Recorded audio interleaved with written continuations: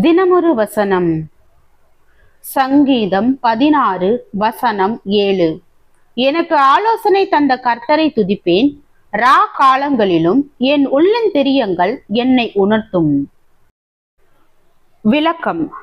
சங்கீதக்காரனாகிய தாவீது தன்னுடைய வாழ்க்கையின் அனைத்து காரியங்களும் தன்னுடைய கட்டுப்பாட்டுக்குள் இல்லாதது போல உணர்ந்தபோது அவன் இருளடைந்த இரவுகளை தனிமையாக கழித்தான்.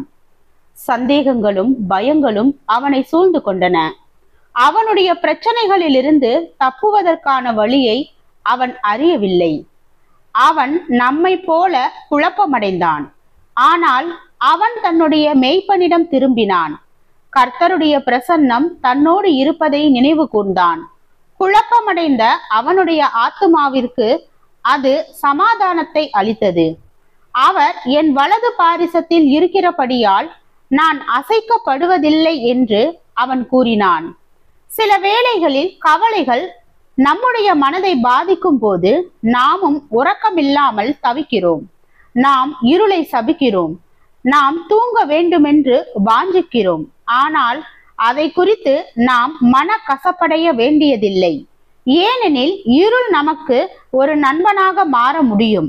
தேவன் அந்த இருளின் மத்தியில் பிரசன்னமாகி நமக்கு இரவு நேரங்களில் ஆலோசனைகளை அளிப்பார்.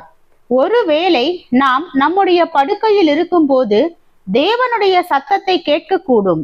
நாம் அவருடைய சிந்தனைகளுக்கு செவி கொடுத்து அவருடைய வார்த்தையை தியானிக்க முடியும். நாம் ஒவ்வொரு காரியத்தையும் குறித்து கர்த்தரிடம் பேசி நம்முடைய பாரத்தை அவர் மீது வைக்க முடியும். நம்முடைய தோல்விகள், நம்முடைய பிரச்சனைகள், நம்முடைய சவால்கள், நம்முடைய மன சோர்வுகள் போன்ற அனைத்தையும் பற்றி நாம் அவரிடம் பேச முடியும். நமக்கு நெருக்கங்களை உண்டாக்கி நம்முடைய உறக்கத்தை குலைக்கும் அனைத்து காரியங்களையும் நாம் அவருக்கு அறிவித்து அவர் கூறுபவற்றை செவி கொடுத்து கேட்க வேண்டும். அது நமக்கு நிம்மதியான உறக்கத்தை அளிக்கும். அது அமைதியான இளைப்பாறுதலின் இரகசியமாகும்.